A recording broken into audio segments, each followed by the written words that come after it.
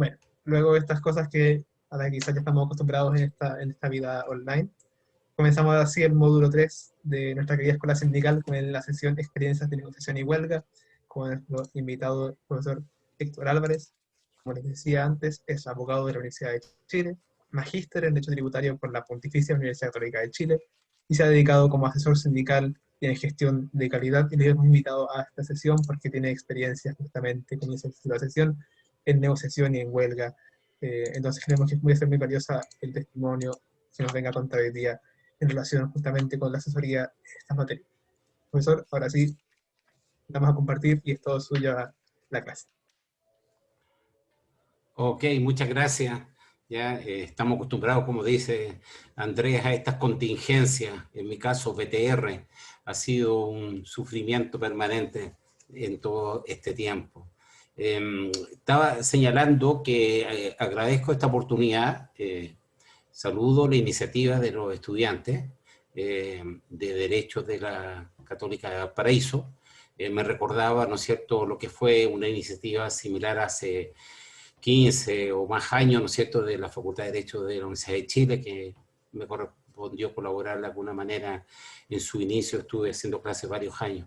Normalmente estas presentaciones las hago y parto señalando que tengo el honor, el orgullo de ser hijo de sindicalistas por parte de padre y madre. Mi padre era presidente de la zona norte del Banco de Crédito en aquella huelga histórica ahí del año 71 que terminó, ¿no es cierto?, con la expropiación de Yarur del Banco de Crédito. Y mi madre fue dirigente durante muchos años del SUTE, del Sindicato Único de Trabajadores de la Educación, ¿ya?, en La Serena, ¿ya? Yo soy de allá, de La Serena. Así que desde siempre, la famosa huelga histórica del 86, perdón, del 66 o 66 o 67 de los profesores, que fue la huelga que cambió durante algunos años de la historia de la educación en Chile. Así que el tema sindical lo llevo desde en la sangre, desde muy pequeño. Muy probablemente aquí vamos a hacer algunas aseveraciones que espero que a lo menos incomoden a los dirigentes y las dirigentes sindicales. ¿Okay? Yo soy particularmente crítico, ¿ya? No me conformo con echarle toda la culpa, ¿no es cierto?, que la tiene, al plan laboral de la dictadura y todas esas cosas. Ok, yo también durante muchos años he hecho una invitación a mirarnos qué se ha hecho, qué no se ha hecho, qué se ha hecho bien, qué es lo que se ha hecho mal. ¿Ya? Y por lo tanto, ¿no es cierto?, mi visión va a contener elementos polémicos, porque esa es la idea, poder debatir, ¿ya? Y para debatir, ¿no es cierto?, tenemos que básicamente provocar, ¿ok? Entonces, me dan un segundito, porque se me cayó esto. Y vamos a compartir pantalla.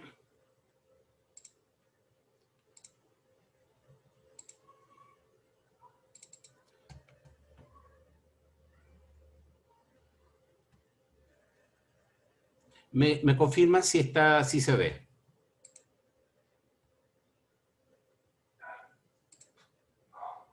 Profesor, se ve su PowerPoint. ¿Sí? Ok, listo. Partimos entonces. A ver, hay varias interrogantes que uno normalmente cuando empieza a hablar del tema de la negociación surge necesariamente. Primero señalar que la teoría de la negociación, que forma parte de la teoría de la ciencia de la estrategia, se estudia. Si nosotros miramos hace 30, 40 años, prácticamente no habían programas al respecto. Pero hoy la teoría de la negociación forma parte de los currículos, ¿no es cierto?, de pregrado en las escuelas de negocio. Y hay diplomados, etcétera, y en muchos magísteres de gestión de personas se estudia la negociación, ¿ya? La teoría de la negociación. Y uno de los temas que me apasiona compartir y discutir con los dirigentes sindicales es preguntarnos sobre los resultados de las negociaciones colectivas. Y los resultados de las negociaciones colectivas, por lo menos lo que documenta la Dirección del Trabajo, son bastante pobres. Y no son pobres por casualidad, Entre otras cosas, significa que los reajustes reales promedio están más bien cercanos a 0%. En un arco que los distintos gobiernos de la concertación y de la derecha han fijado un techo en el sector público ya de máximo un 1% de negociaciones de reajustes reales. ¿Ya? Y entre otras cosas, las preguntas, por lo tanto, uno se podría hacer es ¿por qué fracasan las negociaciones? Y uno de los acercamientos posibles es un elemento que a mí me parece central. Las negociaciones fracasan por la falta de preparación de los sindicatos para enfrentar los procesos de negociación. Pareciera ser que el mundo de la negociación empieza con la discusión del proyecto, que se discute en asamblea, qué vamos a pedir, etcétera, etcétera, y normalmente culminan, ¿no es cierto?, echándole la culpa al empresario, etcétera, etcétera, sobre los pobres resultados. ¿Ya? Y yo creo que la falta de preparación no le podemos echar la culpa a la contraparte, ni al sistema, sino que tenemos que mirarnos a nosotros mismos. ¿Ya? Y por lo tanto, esto ha significado que muchos sindicatos se meten en problemas con la falsa noción de que cualquier cosa es posible siempre y cuando el sindicato tenga la voluntad de vencer. A menudo deciden lo que quieren lograr y después asignan una fuerza de trabajo para que desarrolle la estrategia que cumpla sus propósitos. Ningún sindicato es lo suficientemente grande para actuar así. Invariablemente hay objetivos que están más allá de sus medios. Los estrategas de la negociación colectiva eficiente viven en el mundo de la táctica y la realidad. Nunca permiten que sus egos se entrometan en el camino de su juicio, nunca intentan lo imposible, ni promueven una línea de ataque más allá de una meta razonable. A toda acción, establece una ley física, hay una acción igual y en sentido contrario. Muchos sindicatos redactan proyectos de negociación como si la empresa no fuera a responder. Nada más alejado de la verdad. Para cada petición hay una cierta reacción por parte de la empresa. No hay que confundirse. Una buena estrategia de negociación es aquella que se anticipa al contraataque de la empresa.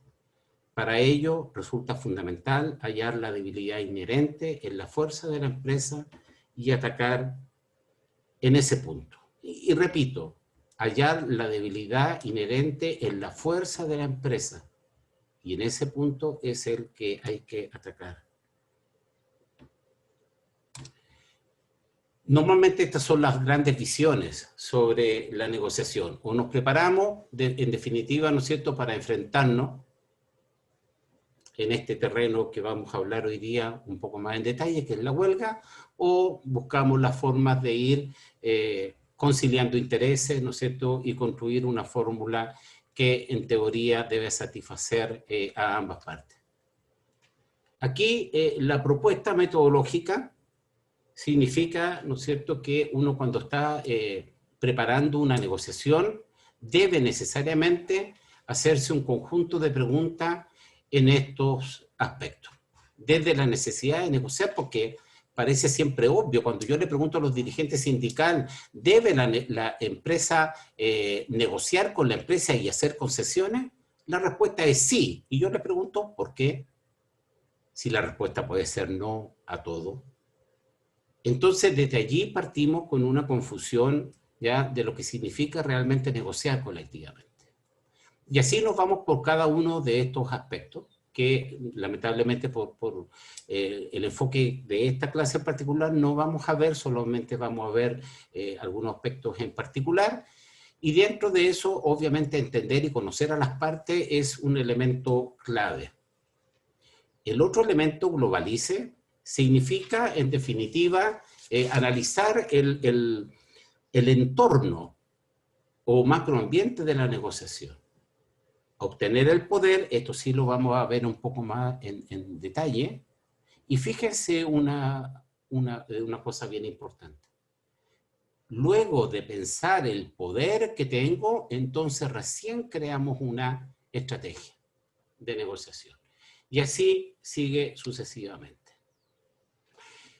Yo no sé, ahí me lo aclaran los organizadores, yo mandé un par de materiales y uno de ellos una presentación que tengo sobre Sun Tzu y los dirigentes sindicales. Por todo lo que yo creo que nos aporta precisamente Sun Tzu en su famoso libro sobre el arte de la guerra. Y aquí me permito rescatar uno de aquellos pensamientos que son claves para entender. Dice Sun Tzu en el capítulo 3, entre los puntos 31 a 33, si conoces al enemigo como a ti mismo, ni en 100 batallas serás vencido. Cuando se ignora el enemigo, pero se conoce a sí mismo, las oportunidades de victoria o derrota son las mismas. Si no conoces al enemigo ni a ti mismo, seguro perderás en la batalla. Lograr 100 victorias en 100 batallas no es la cima de las habilidades. Someter al enemigo sin pelear lo es. Entonces, yo normalmente en este aspecto le paso haciendo una serie de preguntas a los dirigentes sindicales para ver si conocen o no a sí mismos. Y les pregunto, por ejemplo, ¿cuántos socios tiene el sindicato? El número lo tienen. Les pregunto, por ejemplo, ¿cuántos son casados? ¿Cuántos son solteros? ¿Cuántos hijos tienen? Si tienen hijos, ¿en qué grado de estudio están? Si están en qué tipo de colegio, etcétera, etcétera. Si viven en casa propia o arrendada, etcétera. Y normalmente la respuesta es que no conocen. O sea, no se conocen a sí mismos. Y si nos fijamos en esta lámina, eso nos vaticina que muy probablemente, seguramente vamos a perder en la batalla. Y aquí hay un tema que es muy importante que ustedes comprendan, que el algoritmo de la negociación, es decir, el razonamiento, significa hacerse una serie de preguntas antes de entrar siquiera a pensar en el proyecto en detalle. Y la primera pregunta es, ¿con qué cuento al inicio del camino? Es como una especie de balance que tengo que hacer cuando estoy partiendo de una negociación. Vamos a desglosar un poquito más esta idea. Pero básicamente significa analizar problemas de clima laboral, cuáles son las relaciones con la empresa, cómo está el sindicato, cuál es la misión, cuál es la visión, etcétera, del sindicato, qué recursos económicos cuenta, qué recursos físicos o de estructura e infraestructura, etcétera, etcétera, etcétera. ¿Con qué cuento al inicio del camino? La segunda pregunta clave en este algoritmo de la negociación es ¿a dónde quiero llegar? Y esos son los objetivos. Y aquí, lo voy a dejar para el debate, normalmente al precisar o pensar cuáles son los objetivos, empezamos a cometer los primeros errores estratégicos. La tercera pregunta es, ¿qué me resultará suficiente? Es decir, ¿con qué me voy a conformar en definitiva en la negociación colectiva? La cuarta pregunta ¿es realista pretender eso? La quinta, que es fundamental hoy en el contenido que vamos a plantear, es ¿qué hacer si no llegamos a un acuerdo? La pregunta número 6 es ¿cómo me moveré? Que son los aspectos tácticos. Y finalmente, ¿qué vamos a hacer una vez que hayamos llegado a un buen acuerdo? Aquí entonces vamos a entregar una primera gran propuesta de lo que significa ir adentrándonos en el tema de globalice, que se señalaba como un esquema para aplicar en la preparación de una negociación colectiva. Y básicamente lo que aquí yo propongo, que antes de pensar el proyecto y la estrategia que están por acá abajo, debemos realizar una serie de análisis y de estudio de lo que significa el macroambiente de la negociación. Entre otras cosas, parto por el sindicato. ¿Cuál es la visión, la misión los objetivos del sindicato, los tenemos claros, los tenemos en un documento establecido. Luego de ellos es absolutamente imprescindible hacer un análisis de la empresa y de la industria, salvo que se trate de una empresa monopólica que es la industria. Normalmente no es así, ya tenemos que analizar la empresa en todos sus aspectos. Luego está el análisis del Estado, del gobierno, la clase política, que yo llamo el análisis PEST, que son los factores económicos, políticos, sociales y tecnológicos que rodean la negociación, y la famosa matriz FODA, ¿no es cierto?, que analiza la fortaleza, oportunidades, debilidades y amenazas. Luego de esto seleccionamos cuáles son las variables influyentes y determinamos una matriz que se llama de impacto e incertidumbre. Luego, ¿alguien tiene que silenciar los micrófonos por ahí, por favor? Tenemos la matriz de pronóstico y luego de todo este análisis recién empezamos a pensar en la generación de alternativas estratégicas. Yo no tengo problemas que me vayan haciendo preguntas, ¿ya? Si es que lo necesitamos. Me salgo un minuto para mostrar rápidamente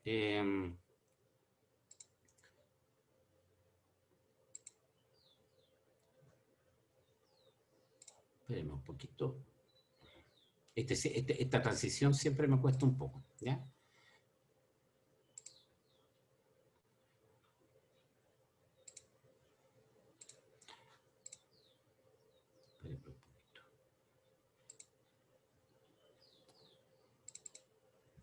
Que es básicamente una revisión rápida, ¿no es cierto?, de algunas matrices que resulta fundamental analizar y estudiar. Obviamente la matriz FODA es una herramienta todavía vigente, sin perjuicio de que algunos críticos la consideran que es demasiado esquemática y rígida. Tiendo a no compartir esa visión, ¿ya? ¿La están viendo? No sabemos. Sí, ¿ya? Entonces aquí es muy importante realizar correctamente el análisis, ¿no es cierto?, FODA, atribuir, ¿ya?, la posición o importancia que tiene cada uno de los distintos elementos que uno tiene que estar trabajando. Recordar, ¿no es cierto?, que la fortaleza y la debilidad siempre se refiere a la situación interna, tanto de la empresa como del sindicato, y las oportunidades y amenazas están en la situación externa. ¿Para qué? Para poder llegar a definir más o menos cuál va a ser el posicionamiento que tiene en este caso tanto la empresa y el sindicato para analizar, ¿no es cierto?, las posibilidades de la negociación. Decía también que es muy importante analizar la matriz PES, que uno tiene que ser una especie de checklist de todos los aspectos que van rodeando la negociación. Tenemos que tener muy claro cada uno de los distintos elementos y esto obviamente va a ir cambiando según sea el tipo de empresa y de sindicato que está negociando. Y finalmente, un instrumento que es tremendamente importante y que es la fuente de muchos errores estratégicos graves, es no hacer un análisis que es la matriz de pronóstico, ¿no es cierto?, que nos permite más o menos anticipar las estrategias y las distintas maniobras que nosotros tenemos que hacer tácticamente al momento de preparar una negociación. Esta es una matriz que combina la importancia estratégica, por ejemplo, de los cargos o funciones que están en el sindicato con respecto a las dificultades de sustituibilidad. Elaborar esta matriz es clave porque nos determina con mucha anticipación dónde nos vamos a ubicar en cuál de los cuadrantes y va a determinar. ¿Y por qué yo digo normalmente se cometen muchos errores? Porque muchas veces sin hacer este análisis se cae en el cuadrante tercero, ¿ya?, que es primero desde el punto de vista de esta lógica, y ahí se va al combate cuando lo único que no hay que hacer es combatir. Lo dejamos ahí pendiente para el debate.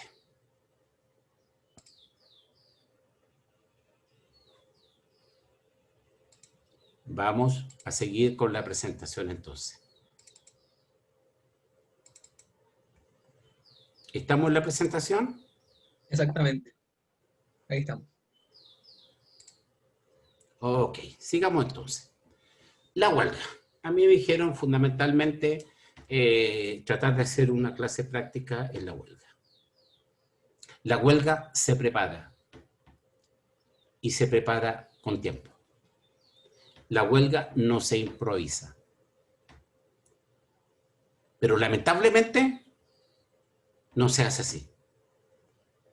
Una de las preguntas que yo le hago a los dirigentes sindicales es ¿cómo está el fondo de huelga?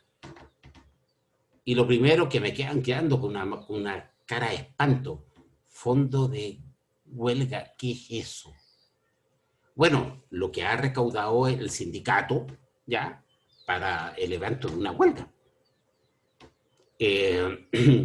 No, lo que pasa, profe, es que nosotros damos gift card. ¿Qué? Sí, pues, en fiestas patrias y en Navidad. ¿Qué? Le digo yo, pero si eso está prohibido por ley. ¿No conocen el artículo 258 y 259 del Código del Trabajo? El patrimonio del sindicato es del sindicato, es de la organización, y en caso alguno podrá ser de sus socios. Y en el 259 señala las responsabilidades hasta penales que tiene. Eso se llama malversación de fondos, delito, ¿ya? Aparte de las responsabilidades civiles. Entonces ya estamos como medio complicados. O sea, se olvidan que la huelga hay que ser capaz de sostenerla. Y para sostenerla hay que financiarla. Muchas huelgas es imposible, ¿ya? No, pues que ahí entonces no podemos ir a huelga. No tenemos capacidad. Entonces ya partimos descartando un instrumento que es histórico, ¿ya? En términos de las herramientas de presión que tiene el sindicato. Y nosotros podemos aquí tratar 2 o 3 experiencias de huelga, lamentablemente con malos resultados para el mundo sindical. Emblemática la huelga de Minera Escondida por allá por el 2017. Emblemática. La huelga del líder el año pasado. Gran dirigente Juan Moreno, lo conozco muchos años. Aguantó 4 días la pelea. O 5. La huelga de Home Center hace algunos años atrás. Entonces, aquí vamos dejando varias interrogantes para el debate. Y lo primero que digo, las huelgas se preparan y se preparan con tiempo. No se improvisa. No basta con estar indignado. No es suficiente. Porque normalmente lo que ocurre en las negociaciones es que terminamos aceptando lo que la patronal esté dispuesta a entregarnos. Así de simple. ¿Ok? Habrá casos puntuales, por favor, no estoy hablando en general, estoy hablando en abstracto, que hay negociaciones exitosas, si las hay, muy pocas. La gran mayoría son un fracaso. Pensemos que el mayor porcentaje de negociaciones colectivas en Chile son convenios colectivos, o sea, no reglados, o sea, sin derecho a huelga. La mayoría de los contratos, o sea, de los instrumentos colectivos en Chile son convenios, no contratos.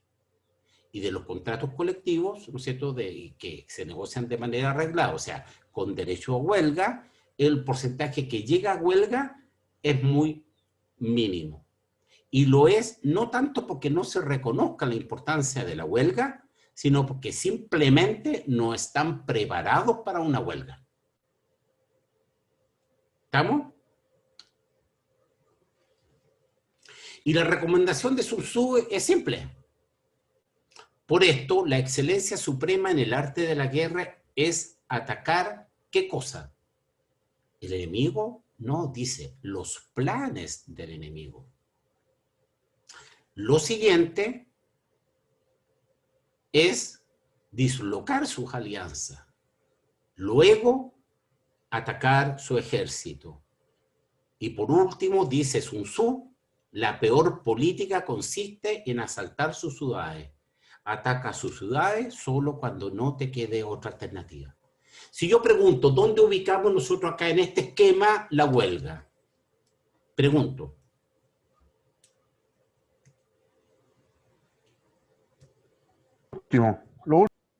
Exactamente, o sea, la huelga, y conozco algunos cuantos dirigentes y dirigentas que parten que la huelga y parten amenazando con la huelga, etcétera, etcétera. O sea, hacen precisamente lo contrario de lo que señala tal vez el más importante autor del mundo oriental en teoría de la guerra, que es Sun Tzu. Tal vez ahí leen, ¿no es cierto?, a von Clausewitz, ¿no es cierto?, principal teórico de la guerra del mundo occidental. O sea, parten haciendo exactamente lo contrario. Y por lo tanto, se saltan un elemento que es fundamental en la estrategia, que hay que eludir la fortaleza y atacar las debilidades. Para tener la certeza de tomar lo que ataques, debes asaltar un lugar que el enemigo no proteja. Para tener la certeza de retener lo que defiendas, defiende un lugar que el enemigo no ataque. Aquí el concepto clave es posicionamiento estratégico. Entonces, yo normalmente comento, ¿ya?, y les pregunto, ¿dónde está posicionado el sindicato de tal manera que tenga un posicionamiento estratégico de que la empresa le convenga mejor negociar que desafiar al sindicato? Esa es una pregunta. ¿Okay? Supongamos, yo he asesorado, el 2014 me tocó el privilegio de asesorar la primera negociación del Transantiago, de todo el Transantiago, la primera negociación reglada de todo el Transantiago, después de 7 años de convenios colectivos. Entonces, yo le decía ya, ok, eran sindicatos básicamente de puros conductores. Ok. Pero resulta que el sistema Transantiago tiene un plan de contingencia, que cuando para uno, entonces vienen de otros servicios, etcétera, etcétera. Entonces, los conductores son tan relevantes dentro del posicionamiento estratégico del sindicato, bueno, debatiendo mucho tiempo, etcétera, etcétera. Los mismos los iba llevando a la conclusión hasta que se dieron cuenta que era muy importante tener a los reguladores, los vulgares antiguos sapos, ese que dice tú salís primero, cómo va y tú salís después, etcétera, etcétera. Y resulta que los sindicatos no tenían ningún regulador, pues. Los reguladores eran todos apatronados, estaban todos vinculados con la empresa, y etcétera, etcétera. Bueno, la historia de las negociaciones en Subú cambió cuando incorporamos a los reguladores. Pero no solamente a los reguladores, también a los mecánicos, etcétera, etcétera. Entonces, el concepto de posicionamiento estratégico es una pregunta que todo dirigente se tiene que hacer. ¿Tengo un posicionamiento en alguna área clave de la empresa de tal manera que mejor la empresa no se meta conmigo? Entonces, volvemos ya a aspectos centrales. ¿Okay? Y es una pregunta relevante. Si no lo tengo, ¿cómo lo hago? ¿Ya? Y si lo tengo, ¿cómo lo cuido, cómo lo protejo? ¿Ya? Porque esto significa ni más ni menos que conocer al detalle todos los procesos, ¿ya?, operativos de la empresa. Porque yo ahí determino dónde está, entre comillas, la debilidad en la fortaleza de la empresa. ¿Estamos?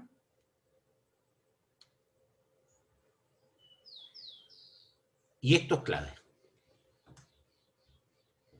El concepto de poder de negociación de Neil Chamberlain, un economista norteamericano de la década de los 50, tiene que ser, ¿ya? Yo soy más o menos, a esta altura ya estoy medio gaga, entonces las fechas ya se me empiezan a pasar. Entonces, este hombre escribió un libro que lamentablemente no hay traducción al español, ¿ya? Que es La huelga de Strike y el poder negociador, ¿ya? Y este texto lo han estudiado la otra parte desde 70 años. ¿Okay? Y dice, el poder negociador sindical es igual a la percepción de la dirección de la empresa del costo de no aceptar los términos del sindicato. Percepción, subjetivo. ¿Okay? De los costos de no aceptar los términos del sindicato, dividido en percepción de la dirección de la empresa del costo de aceptar los términos del sindicato. Y la fórmula es muy sencilla. Si el poder negociador sindical es inferior a 1, es decir, los costos de no aceptar los términos del sindicato, o sea, en el fondo, los costos de la huelga son inferior a los costos del proyecto, vamos a la huelga. Pero, profe, ¿cómo va? ¿La empresa va a ir a la huelga? Sí. Sí, la empresa va a la huelga. Para la huelga. Y pueden ir a la huelga por distintas razones. Uno puede ser una operación de inteligencia orientada a destruir al sindicato. ¿Y por qué les digo esto? Porque normalmente después de una huelga fratricida, los sindicatos se quiebran. Pregúntenle a La Escondida, pregúntenle a Home Center, pregúntenle al líder. ¿Okay? Y podemos dar más ejemplos. Por el contrario, si el poder negociador sindical, esta fórmula, nos da mayor que 1, entonces la empresa acepta las condiciones. ¿Qué es lo que significa esto? Que si los costos de la huelga son superiores a los costos del proyecto, entonces me conviene negociar con el sindicato. Y eso se llama, en términos conceptuales, la BATNA, o sea, la alternativa al acuerdo negociado. ¿Okay? Esta es una construcción, ¿no es cierto?, norteamericana, básicamente de la escuela de Harvard, ¿no es cierto?, un concepto fundamental que se viene aplicando, ¿no es cierto?, y que las primeras demostraciones de la teoría de la negociación de Harvard estuvieron en torno a los acuerdos de Camp Davis, allá por el año 1973, entre Israel y Egipto, con Anwar Sadat a la cabeza de Egipto en esos momentos. ¿Ok? Y es un concepto que es útil, ¿ya? Porque la BATNA responde siempre a la pregunta, ¿qué voy a hacer si no llego a acuerdo? Es clave, ¿estamos? Y aquí estamos derechamente en el juego de poder. Y aquí claramente de lo que se trata es de entrar en lo que se llama la paradoja del poder. Aquí hay que usar el poder para dificultar el no y facilitar el sí. Esa es la esencia de una correcta utilización de la BATNA. ¿Okay? Entonces, desde el punto de vista de la negociación, las reglas son, primero, calibre su BATNA, siempre. Y eso es clave. Preguntarme, ¿qué haré si la negociación acaba sin acuerdo? ¿Ya? Partí pidiendo 100, inexplicablemente me bajé a 50, luego 10, para terminar negociando 1. Pregúntenle a la CUT. ¿Ok? Pregúntenle. Pregúntenle sobre a la señorita Barbarita, que de Bárbara tiene solo el nombre, ¿no es cierto?, de lo que ha sido la negociación del sector, del reajuste del salario mínimo. El techo son 6 lucas. Y partió pidiendo ¿cuánto? 450. ¿Cómo explico eso? ¿Cómo explico eso? ¿De acuerdo? Entonces, si no comprendemos claramente cuál es nuestra BATNA, es imposible saber cuánto aceptar y cuándo una oferta final y cuándo debemos marcharnos a fin de buscar otras opciones. ¿Ok? Y por lo tanto, tienen que identificar las distintas alternativas que debemos tener presente en caso de no conseguir acuerdo con LOP. LOP es la otra parte. ¿Okay? Calcular, por supuesto, el valor asociado a cada una de estas alternativas y seleccionar la mejor alternativa. Y cuando yo selecciono mi mejor alternativa, entonces esa es mi banda. Sin embargo, nosotros tenemos que calcular nuestro punto o precio de reserva, que es el punto de retirada. ¿Hasta dónde estoy dispuesto a aguantar? Y por supuesto, este análisis es fundamental, que se tiene que hacer antes de entrar a la negociación. Obvio, tenemos que calibrar la banda de LOP. ¿Ya? Ojo, y la manera más simple que yo lo hago siempre, digo a uno de los dirigentes, mira, tú vas a ser el gerente general o el gerente de operaciones y por lo tanto tú nos vas a decir cuál es el plan de contingencia de la empresa para enfrentar la huelga. Porque toda empresa que se precie de tal tiene un plan de contingencia para enfrentar la huelga. Acuérdense que dijimos, no es que yo presento y la empresa no va a hacer nada, ¿ya? Al ataque del sindicato va a haber una reacción y se van a preparar. Y por lo tanto, es importantísimo saber y pensar cuál es el plan de contingencia de la empresa para poder enfrentarla, porque dijimos, ¿no es cierto?, que la regla número 1 es que no ataque a la empresa, ataque los planes de la empresa. Y atacar los planes de la empresa significa atacar el plan de contingencia. Hace poco tuvimos, no salió en la prensa, no fue necesaria, pero los dirigentes sindicales de ese sindicato, una contratista de EFE, están muy orgullosos, porque la empresa se rindió al cuarto día de huelga. ¿Ok? Porque preparamos cada uno de estos escenarios. Entonces, después tenemos, ¿ya?, que calcular el punto retirada, o sea, hasta dónde puede la empresa ofrecer. Y por supuesto, eso nos va a determinar hasta dónde nosotros podemos presionar al LOP. Y para eso tenemos que conocer cuál es la banda. ¿Estamos? El punto retirada ya lo explicamos. Y finalmente, evaluar la SOPA. La SOPA es la zona de posible acuerdo. ¿Estamos? Yo no sé cómo estamos con la hora. Si no me salto, porque este material yo lo mandé, así que lo pueden tener, ¿ya? Porque básicamente las láminas siguientes vienen referidas a cómo yo juego con la SOPA, ¿ya? La SOPA va, ¿no es cierto?, desde 0, que es la propuesta de la empresa, y 100, yo puedo hacer la simulación, ¿no es cierto?, que es donde parte el sindicato. ¿Y cómo se va moviendo esto? Estos análisis se hacen antes de entrar en la negociación. Porque en definitiva, el juego del poder es cuando yo estoy en X como sindicato y la empresa está en X menos algo, y la idea es cómo lo fuerzo o lo llevo, ¿no es cierto?, a entrar en la SOPA.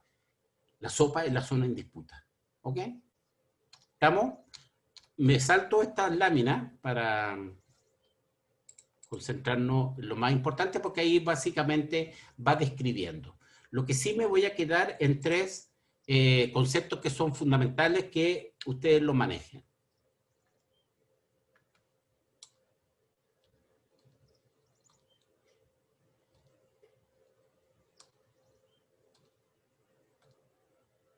¿Qué es el esquema?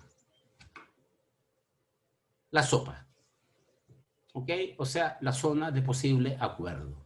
Acuérdense que existe el concepto de piso de la negociación y todo eso, que normalmente es el punto de retirada de las empresas. ¿Ok? Tenemos la BATNA, que es mi plan B, y tenemos la WATNA. BATNA, yo hablo pésimo inglés, que sepa inglés, perdóneme desde ya. BATNA comienza con B de best, y WATNA comienza con W de worst, o sea, de peor.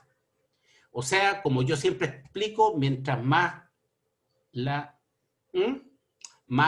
cago. ¿Okay? Y esto es súper importante. Hay ejemplos de huelga que no tenían ninguna justificación y que fue no un mejoramiento continuo como se habla en gestión de la calidad, sino que fue un empeoramiento continuo. O sea, el último día de mediación tenían X y en la huelga terminaron con X menos no sé cuánto.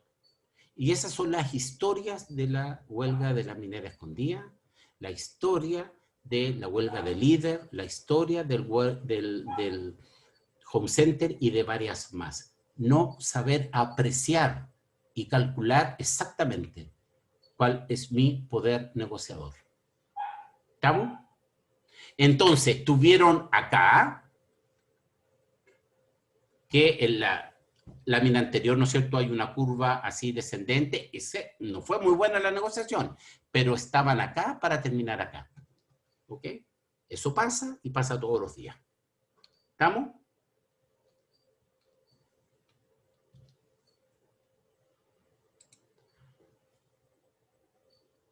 Ya queda poco. ¿Ya? Señala Sun Tzu, hay 5 circunstancias en las que es posible pronosticar la victoria.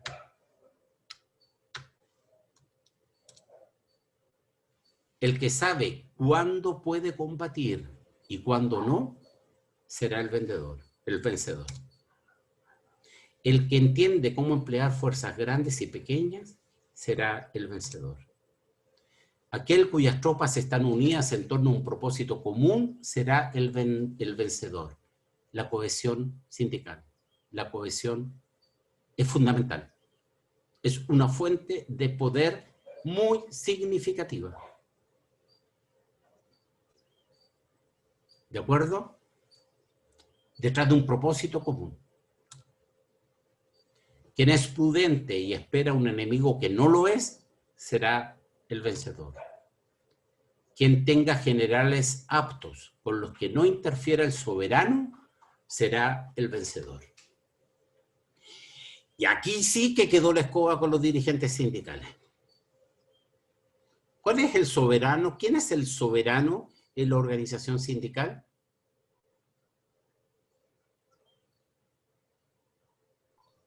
¿La asamblea? La asamblea, exactamente. ¿Y qué es lo que sugiere Sun Tzu? Los generales aptos, o sea, los dirigentes sindicales, los negociadores, que no se ven perturbados o amenazados por el soberano, será el vencedor. Y ahí en la PPT que yo mandé sobre Sun Tzu y los dirigentes sindicales vienen algunos aspectos más desarrollados de este tema. ¿Qué es lo que significa esto? Un dirigente sindical debe negociar con plenos poderes. O sea, ser capaz en algún minuto, cuando las condiciones se dan, cerrar la negociación, sin preguntarle a la asamblea. Tírenme tomate nomás, sí, sírveme. No, pues que la asamblea, bueno, lean la PPT que mandé, ya las características que debe tener un general de la negociación colectiva. ¿Y por qué hablo de general de la negociación colectiva? Es muy simple, ¿ya? General viene de el verbo, ¿no es cierto?, del sustantivo, mejor dicho, estrategos, que en griego significa general, ¿ya? Okay. Estrategia, perdón, viene de estrategos y estratego significa general. O sea, etimológicamente están absolutamente unidas desde el origen la estrategia con el general.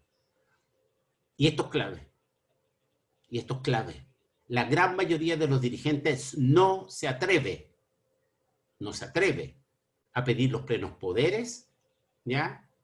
Porque no se atreve a tomar decisiones en contra de la voluntad de la asamblea. Pregunto yo, ¿2 piensan más que 1? Pregunto. Es nomás, si no tengan miedo, si aquí no sale, del planeta Tierra no sale. Siempre que los 2 estén bien informados y estén a caballo en el tema, creo que los 2. Pero si los 2 no están informados, no van a pensar más que 1. Correcto. 5 piensan más que 1.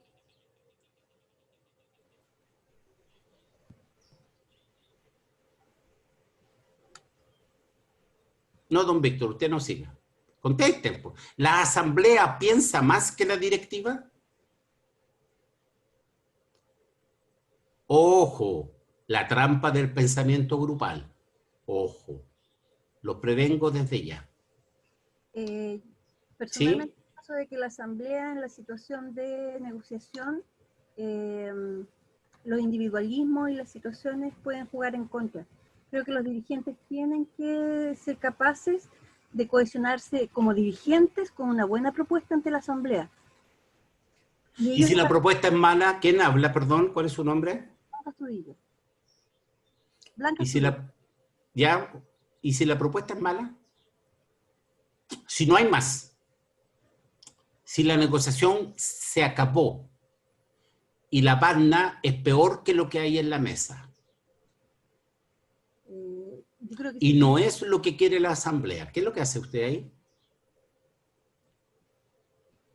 Informo a la Asamblea y tengo que ser capaz de persuadir que es lo mejor que podemos conseguir. De acuerdo, y la asamblea lo lleva a votación y le dice no. Prácticas sindicales, ¿Por qué?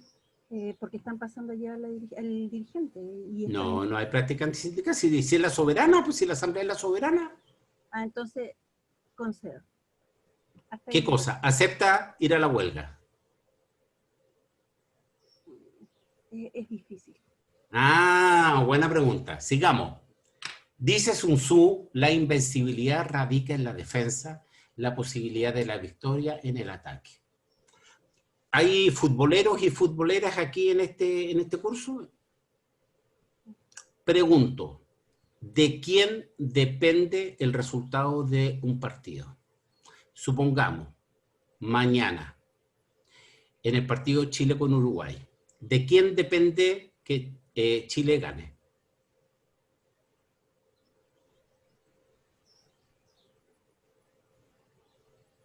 Del equipo en su conjunto. Buenas De tardes. Chile. Excelente respuesta, pero equivocada. Depende de cómo juegue Uruguay, pues, estimado. Ya. No vamos a hacernos cargo de la historia, no es el tema. ¿Ok?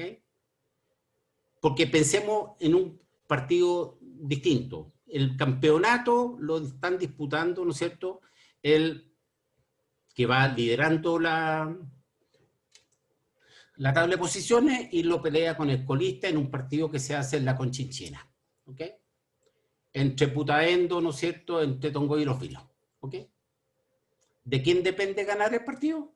Siempre va a depender de la situación en que se encuentre la otra parte.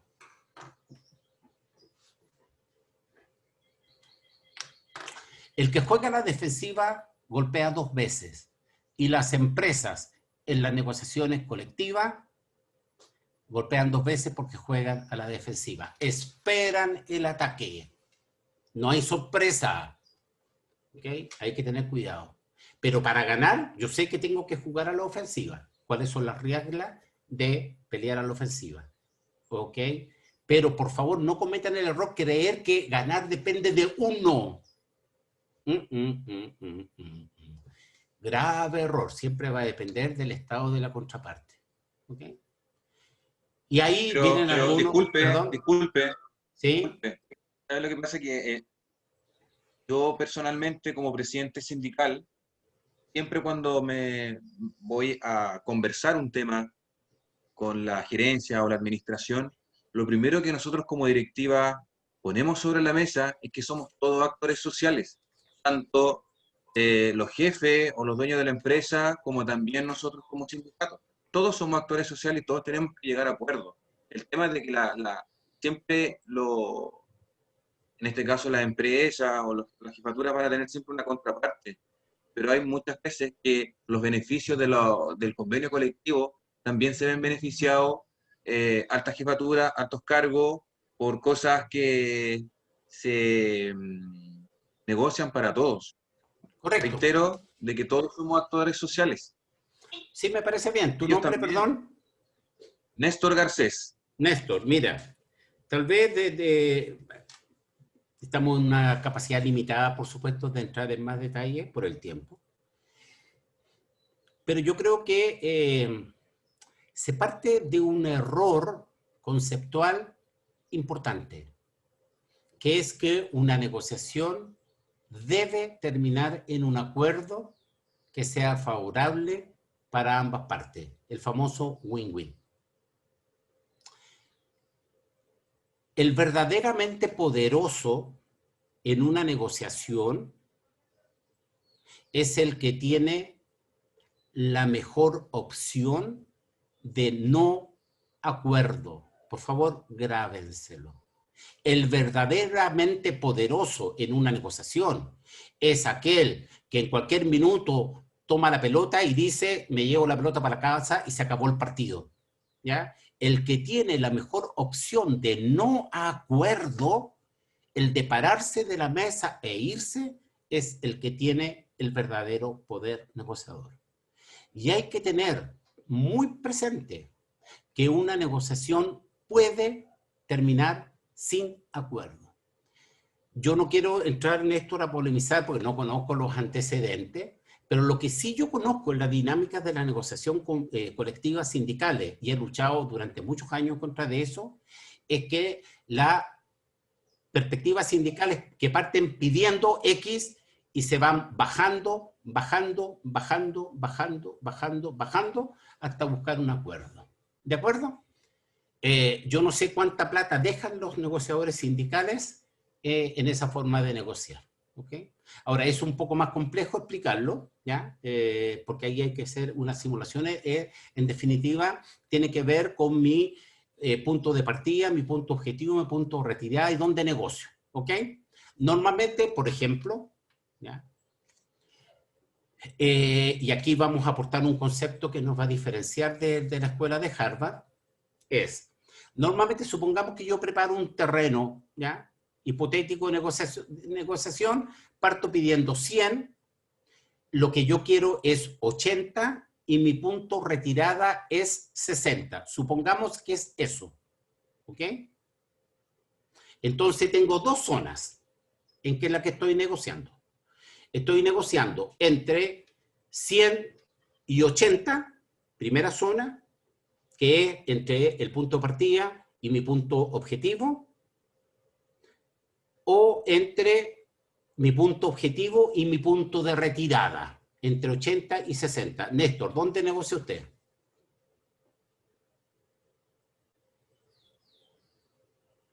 En este ejemplo.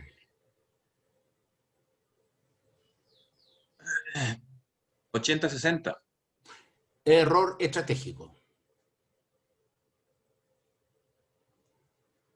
Porque ahí se acerca a la frontera que esa lámina estamos hablando. ¿Ok? Eso es un error estratégico de planificación. No estoy diciendo que sea consciente, etcétera. Yo creo que hay un tema de formación sindical que falta muchísimo ya avanzar en enseñar a negociar. ¿Ya? ¿Ya? A veces se me ofenden los dirigentes sindicales que yo he negociado varias veces y yo le pregunto ¿cuántas veces han negociado? Bueno, he tenido 5 negociaciones colectivas. De que sí, ¿y tú sabes cuántas negociaciones ha tenido el gerente general o el gerente de finanzas o etcétera? ¿Ok? ¿Y cuál es el estudio que ellos tienen? Ojo, ojo con eso. Ese planteamiento es muy típico. Negociar pensando en mi punto de retirada, que es lo que enseña la escuela de Harvard, es un error estratégico, porque te ancla a tu BATNA. Yo utilizo el concepto de BATNA porque me parece extraordinariamente potente, porque responde a la pregunta ¿qué hago si no logro lo que yo quiero, si no logro mi punto objetivo, la posición deseada? ¿Ok? Pero ojo que actúa como un mecanismo de anclaje que es clave entenderlo porque es un mecanismo psicológico fundamental, ¿ya? Que se utilizan los negociadores. Vean al ministro, ¿cómo se llama el de Hacienda? Briones. Briones. Vean como ancla. Pero vean como ancla.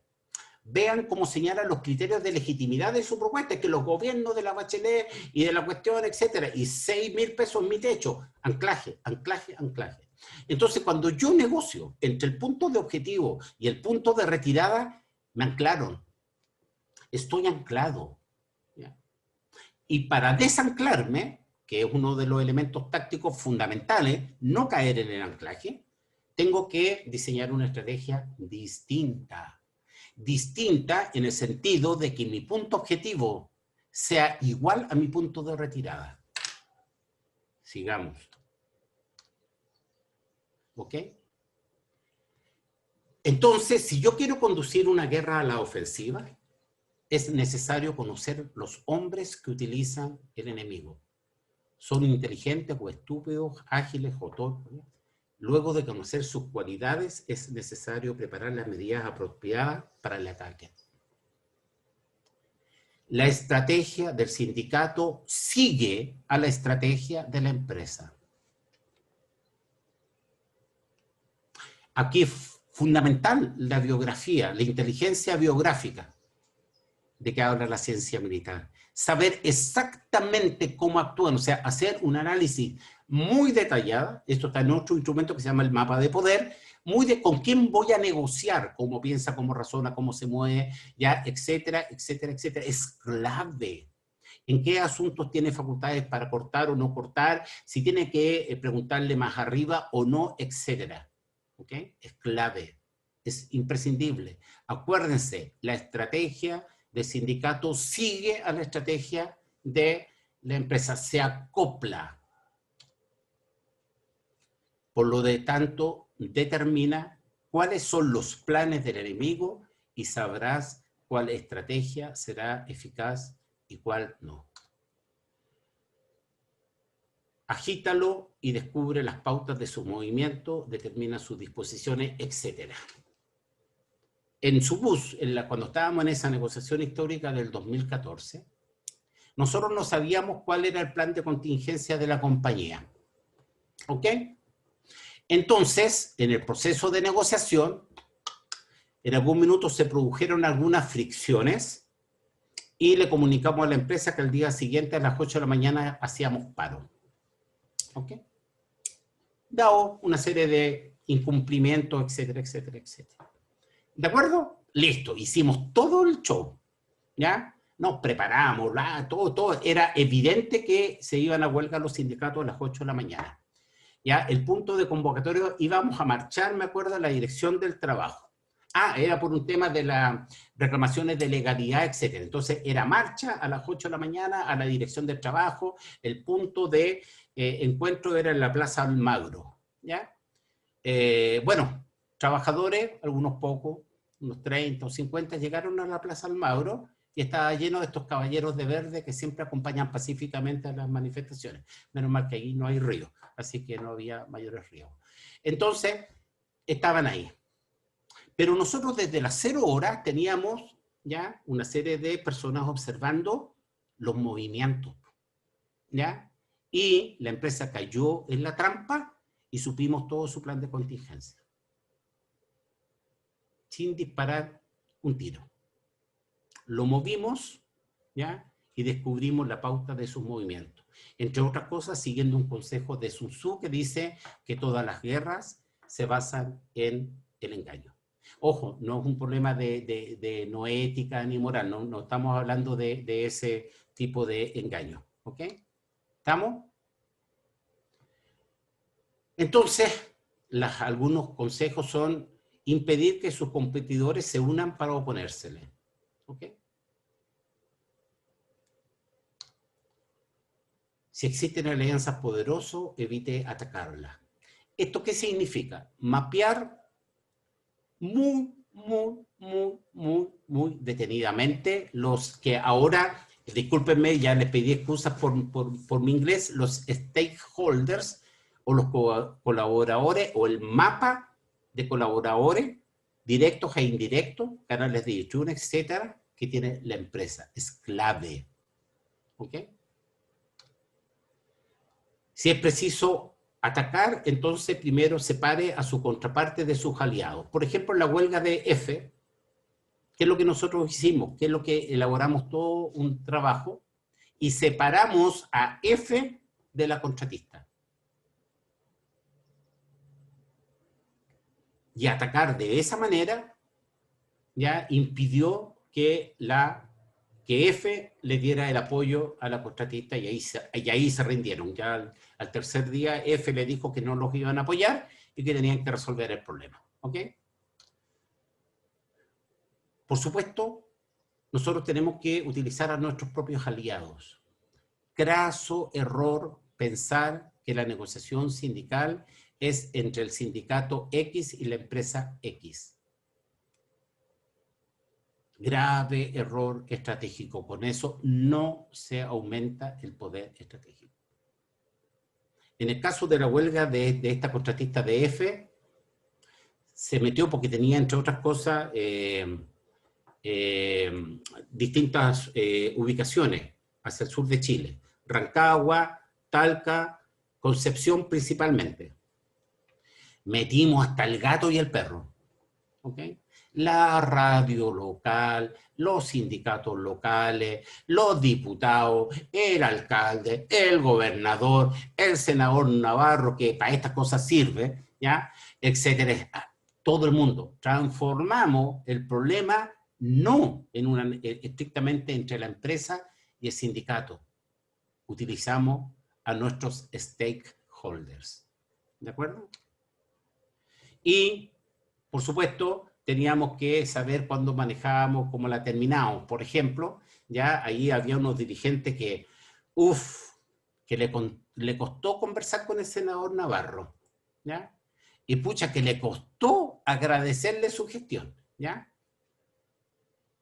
Pero después se hizo ceremoniosamente porque corresponde, punto, ¿ya? Ahí son algunos de los consejos que yo le puedo aportar, ¿ya?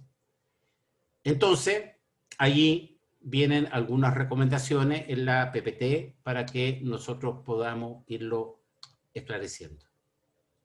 La huelga se prepara y se prepara con tiempo. La huelga requiere determinar cuáles son los recursos necesarios, financieros, personales, logísticos, etcétera, hasta en el más mínimo detalle, ¿ya?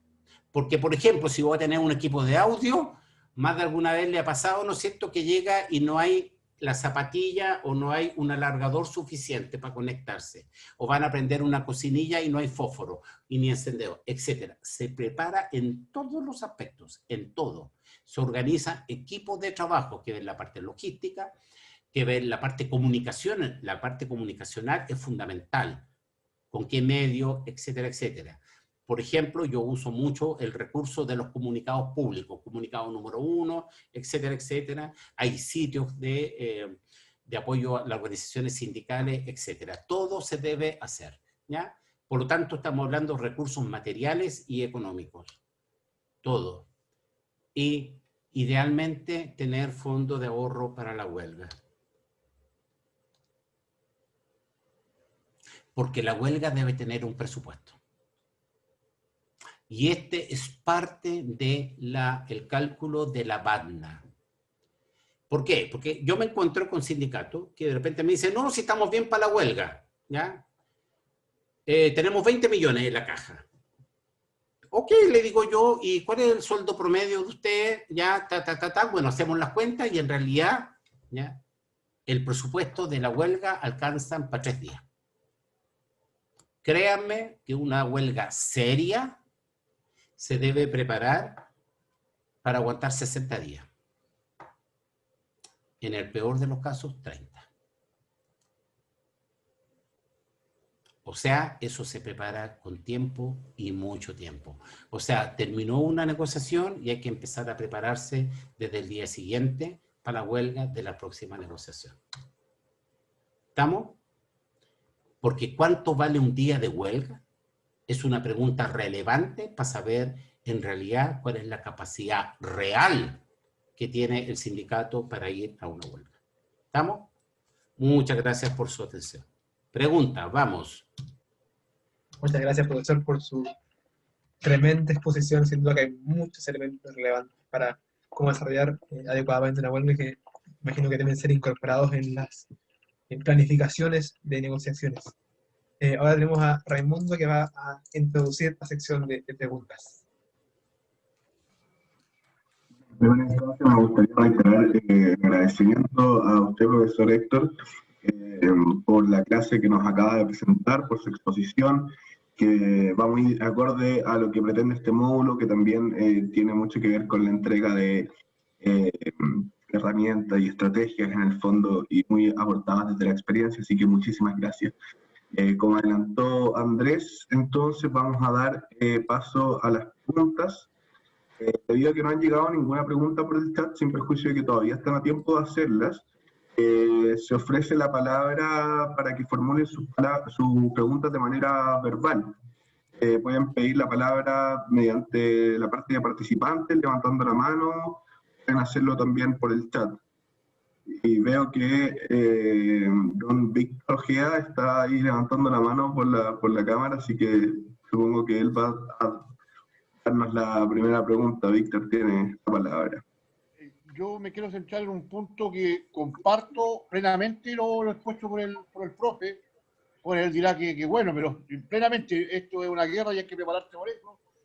Pero a mí me quedó un punto que yo estoy de acuerdo, que la asamblea, no podemos caer en un asambleísmo por asambleísmo. La asamblea hay que prepararla para la huelga, y lo veíamos en las clases anteriores, que la asamblea no puede juntarse solamente cuando hay que votar huelga, la asamblea debe juntarse por otros temas, debe ser una escuela.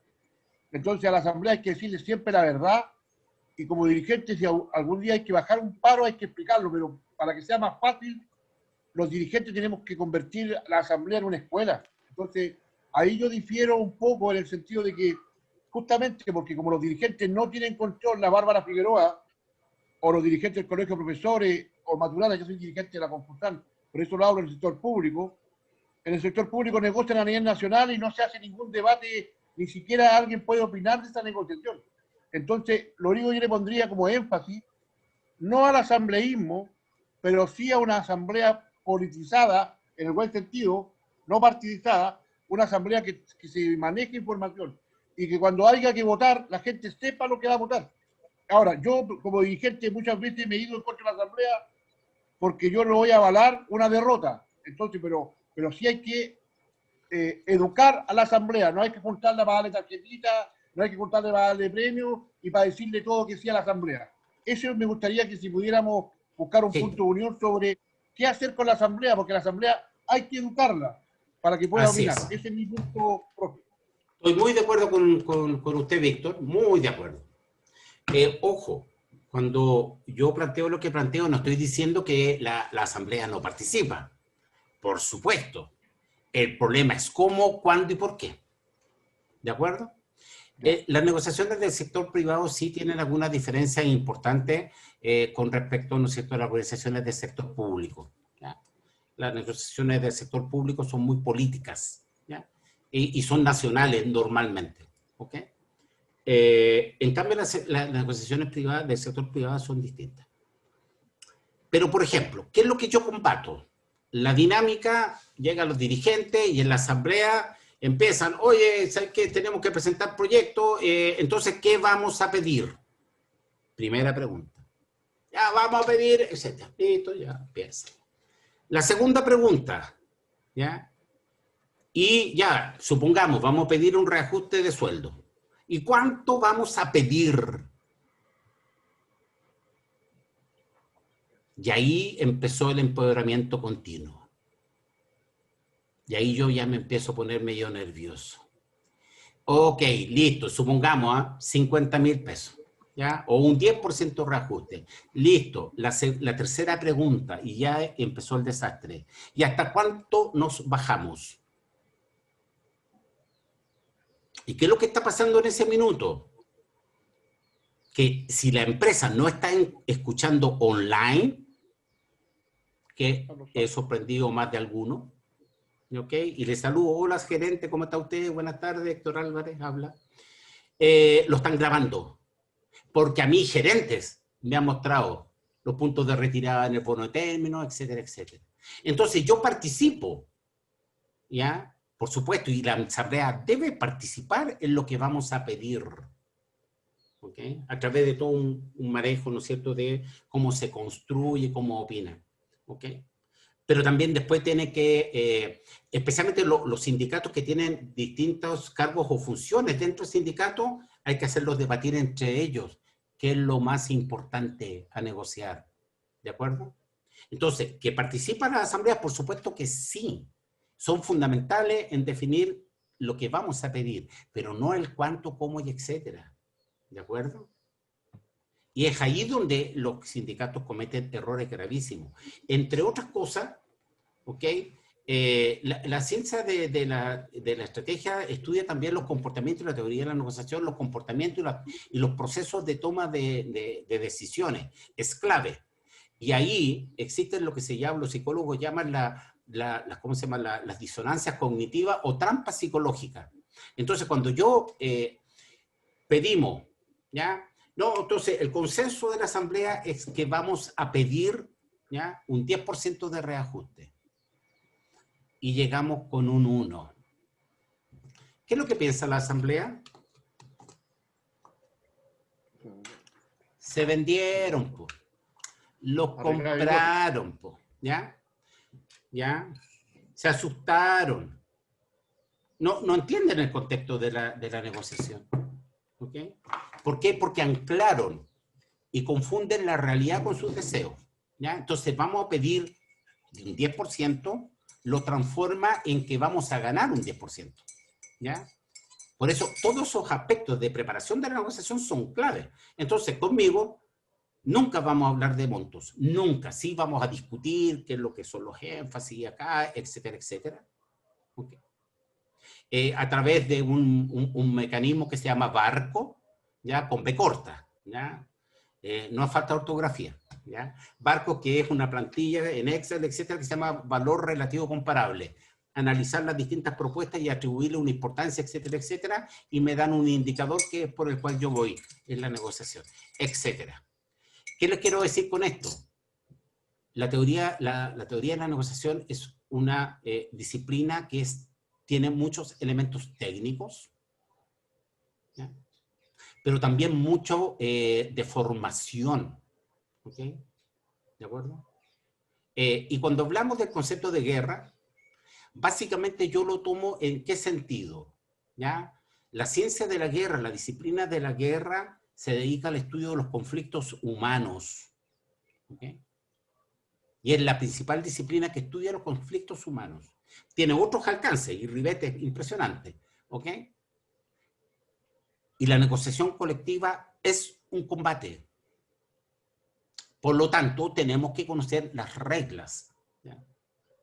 Tiene, por supuesto, diferencias esenciales con la guerra que estamos, por ejemplo, viendo hoy día en Armenia y en, ¿cómo se llama? Azerbaiyán, ¿cuánto se llama? Algo así, ¿ya?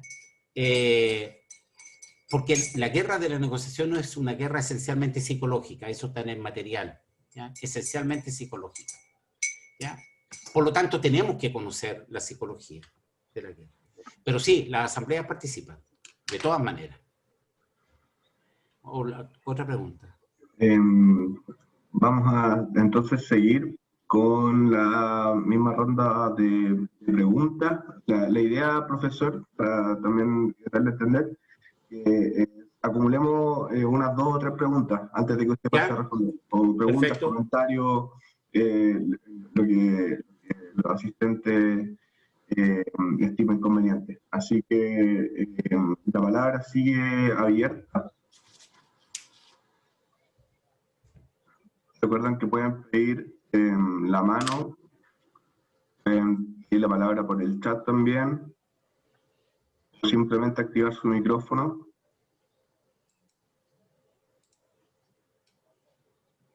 Profe, una pregunta. Yo, Jorge Molina, por acá. La asamblea es soberana y poderosa, pero es necesario, como dirigente bien vivaces, por decirlo así, su estrategia es importante que la conozcan al 100% a la asamblea, o siempre hay que guardarse un as bajo la manga, porque usted sabe, siempre están los que andan informando al empleador de todo lo que se mueve en las reuniones. Por eso los dirigentes tienen que ser súper habilosos en este sentido y no tirar toda la carne a la parrilla en la asamblea para poder lograr un objetivo. Ya, okay. ¿Ya? ¿Otra pregunta?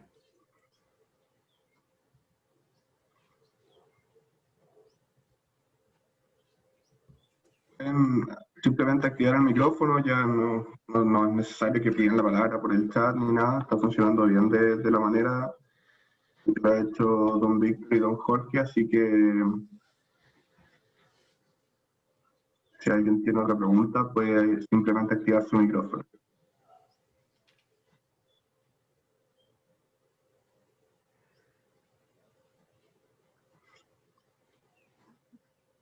No, profesor, nadie por el momento lo ha hecho, así que... Se sintieron medio intimidados, ¿no? Pues ya suelten, ganen confianza, ganen confianza. Es obvio, ¿ya?, que los aspectos, uno comunica lo global, pero el resto se los tiene que guardar. Yo no conozco ningún general que esté pensando la guerra con Argentina en Chile que vaya a llamar a los soldados para discutir la estrategia. Ok. Yo no conozco ningún comandante de bomberos que para apagar un fuego le vaya a preguntar la opinión a cada uno de los bomberos cómo apagó el incendio. Porque si le empiezo a preguntar la opinión a cada uno, seguramente se quemó todo, ¿ya? Y se podía a lo mejor evitar. Y así, etcétera, etcétera. Eso es muy sencillo de entender y de explicar. A ver, yo creo, honestamente creo que cuando uno educa a la asamblea entiende. Cuando uno le explica razonablemente en una asamblea, ¿ya?, cómo se negocia, etcétera, etcétera, la gente entiende, porque la gente no es tonta. ¿Okay? ¿Ya? Entonces, yo, por ejemplo, cuando empiezo a trabajar con la asamblea, hago ejercicios súper sencillos, ¿ya? Entonces le pregunto, a ver, ¿usted, don Jorge, es casado? Ah, no, diga la verdad. ¿Ya? Entonces, si su señora se acerca a don Jorge y le dice, oye, Jorge, necesito que me pasé 50 lucas. ¿Ok? Entonces, el Jorge, que es muy buen marido, ¿ya?, etcétera, le dice, pero negrita, ¿para qué me pedís 50? ¿Por qué no te paso mejor 100? No, con 100 no vaya a hacer nada, entonces mejor te paso 200. Y todos se empiezan a reír, porque la respuesta es una sola: no tengo. ¿Cómo quiere mi hijita que le pase si no tengo plata? Pues usted sabe que no tengo. Bueno, ya, las negociaciones con las empresas siempre empiezan con el no tengo ni uno, ¿ya? Porque no hay nada mágico en esto, ¿ok? El Estado, don Víctor, por decreto, tiene señalado el decreto 15 con la Bachelet, el 18 con Piñera, que el techo de las negociaciones colectivas del sector público es un 1% real. Entonces, cuando yo escucho a la Barbarita o al presidente de la ANEF que van a negociar, por decir yo, un 5 de reajuste real, le están contando un cuento al sector público. Porque por decreto firmado por el presidente de la República y el ministro de Hacienda del cada momento, no pueden otorgar más de un 1% de reajuste real. Está escrito, si quiere yo le publicito aquí, 1% aquí, los PDF. Entonces, ¿de qué estamos hablando? Pregunto yo. ¿Ok? ¿De qué estamos hablando? El sector privado tiene características distintas porque obviamente se negocia de manera distinta, pero ojo, lo que se negocia como guarismo en el reajuste del salario mínimo, lo que se negocia en el reajuste del sector público sirve de faro, como dice la Fundación Sol, para las negociaciones del sector privado. O sea, como yo explico en clase, el señor ministro de Hacienda en realidad no es ministro de Hacienda, es el gerente de Administración y Finanzas de los grupos empresariales de Chile. Okay. Ese es el real. Ya, porque no olvidamos que el Estado neoliberal es un agente del capital. Y la función, ¿ya?, esencial y básica del señor ministro de Hacienda es ser gerente de Administración y Finanzas de los grupos financieros y económicos de nuestro país. ¿Okay? Y, de paso, si tengo tiempo, le cubo el bolsillo ¿no es cierto?, al sector público. ¿Ok? Eso. ¿Y cuándo vamos a transparentar eso, don Víctor, con los negociadores sindicales, gremiales, que negocian arriba? Que saben que negocian con un techo de un 1% de reajuste real. Y que saben que con eso se determina lo que se negocia en el sector privado. Ahí no, ya me estoy metiendo en camino, en campo minado, mejor no sigamos por ese lado. ¿Ya? O seguimos nomás. Hay que ir esclareciendo estas cosas. ¿Ya? Si no es casualidad que tengamos el salario mínimo que tenemos, que representa más o menos un 60% del valor real de que tendría que tener, ¿ok? Más o menos un 60%. ¿Ya? Y esa relación, la diferencia entre el 100 y el 60% es la relación de poder. ¿Ok? Y eso tenemos que tenerlo claro. Entonces, Chamberlain nos ayuda. El análisis del macro entorno de la negociación es clave, ¿ya? Entre otras cosas porque uno tiene que analizar y tener claro antes de entrar a la negociación cuáles son las premisas ideológicas de mi contraparte. Ideológicas, ni siquiera económicas. Gracias, profesor. Vamos a dar lugar a la última pregunta, ya en virtud del tiempo, para ir cerrando. Si es que alguno o alguna de las asistentes se anima a activar su micrófono para formular la última pregunta o el comentario para que el profesor pueda responder. Sí, me atrevo a sugerir algo. Estoy viendo ahí en el chat un comentario de Marcela del Pilar que me parece tremendamente importante. Que dice muchas veces cuando se hacen consultas a la asamblea siempre hay alguien que cuestiona los procesos, eso lleva a la desconfianza hacia la directiva. Hay estudios que ha realizado la Universidad Católica respecto de las negociaciones colectivas. ¿Ya? De hecho, ellos editaron un libro de técnicas de negociación y han hecho investigaciones, ¿ya? Con Portales. Portales es un nombre importante, Carlos Portales es un nombre importante en la Católica, que trabaja con la Fundación Carlos Vial Espantoso, ¿ya? Etcétera, y que ahí están en el desarrollo de los indicadores de relaciones laborales y una serie de cosas. ¿De acuerdo? Bueno, dentro de los elementos que ellos han analizado como factores que explican, ¿ya?, los fracasos de las negociaciones, es la falta de preparación, que ya creo que les quedó claro que la preparación de la negociación es un proceso bastante más largo del que habitualmente ustedes consideran. Una negociación seria se prepara a lo menos con un año de anticipación. ¿Ok? Primero, ¿ya?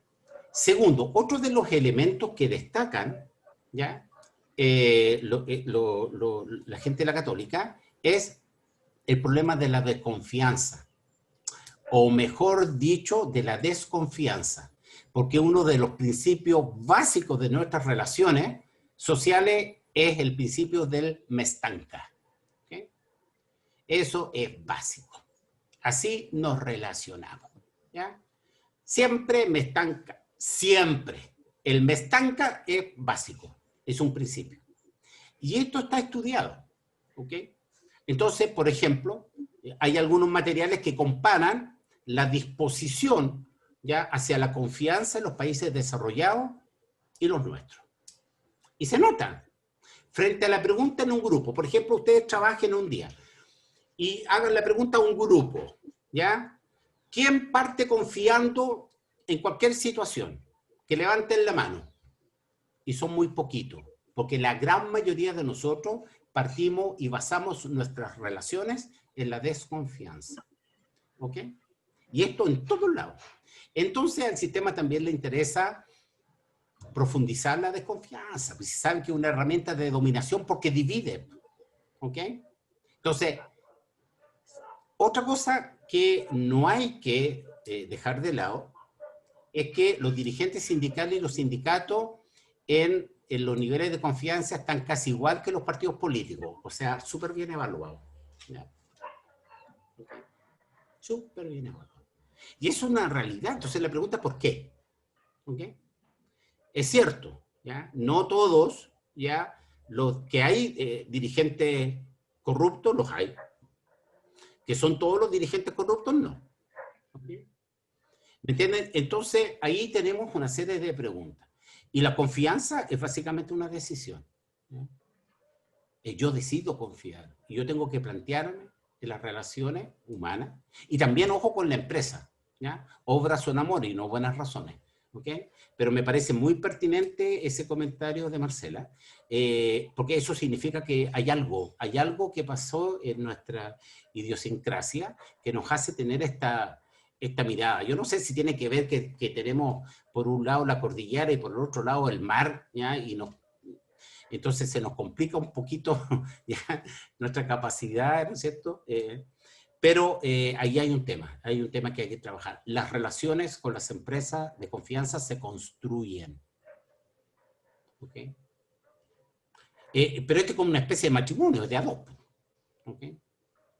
Entonces, si yo siempre voy a partir de la base que los de la empresa, ¿ya? Me estanca, estamos mal. ¿Okay? Entonces, como también, ahora, todos esos procesos yo creo que los tienen que ustedes trabajar en la asamblea. Yo creo que las dinámicas de la asamblea son tremendamente importantes. ¿Okay? Pero muchas veces las dinámicas de la asamblea se parecen a las detestables reuniones de apoderados. Menos mal que yo terminé hace algunos años con esa tarea. Para los que saben de la experiencia, usted, Raimundo, Andrés, todavía me imagino que no están en esa experiencia. ¿Qué cosa más detestable, ¿ya? Que una reunión de apoderados? ¿Okay? Y yo creo que sí, efectivamente, comparto lo que decía Víctor, lo que comentaron por ahí, que las asambleas son un espacio de educación y de formación. Por ejemplo, ¿ya? Perfectamente se puede preparar unas mini charlas que llamo yo, ¿no es cierto? Por ejemplo, tengo una que se llama Conociendo tu liquidación de remuneraciones. Porque resulta que tú le preguntas a muchos trabajadores y explíqueme su liquidación de remuneraciones y no tienen idea. ¿Ya? O conociendo mi contrato individual de trabajo, o conociendo mi jornada de trabajo.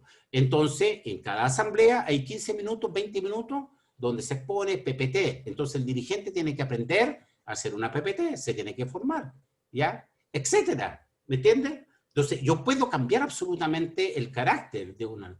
No es puro ir a discutir, ¿no es cierto?, las latosas temas de la asamblea, ¿ya? Porque efectivamente, al final, es como ir a una reunión de apoderado, ¿ya? Porque, ojo, si no le aplico multa, ¿quién va? El problema, ¿ya? Que cuando yo aplico multa, estoy mercantilizando el si asisto o no asisto, le pongo precio. Por lo tanto, le posibilito al trabajador, al socio o socia, la decisión racional. ¿Asumo el costo o no lo asumo? E igual que todas las multas, si no es muy significativa, entonces no disuade o modifica el comportamiento. Ojo, cuando yo pongo multa por no asistir, estoy mercantilizando. Y si algo hemos protestado, por lo menos a partir del 18 de octubre, es sobre la mercantilización de todas las relaciones sociales.